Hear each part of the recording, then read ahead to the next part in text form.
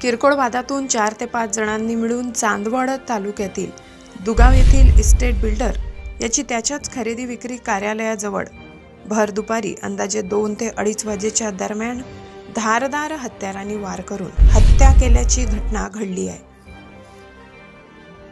राजू केदू शिंदे वय 44 राहणार कोकण खेडे पोस्ट दुगाव तालुका चांदवड असे खून झालेल्या मयताचे नाव आहे। त्यावेळी त्यांच्या नातेवाईकांनी त्याला चांदवड येथे खाजगी रुग्णालयात उपचारार्थ आणले असता उपचारादरम्यान त्याचा मृत्यू झाला।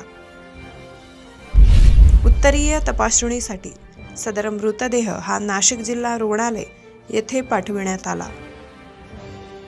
चांदवड पोलीस स्टेशनचे पोलीस अधिकारी कर्मचारी तपास करत असून गुन्हा दाखल करण्याचे काम सुरू आहे। यस9 टीव्ही न्यूज साठी व्यवस्थापकीय संपादक शरद पवार, चिंचवे।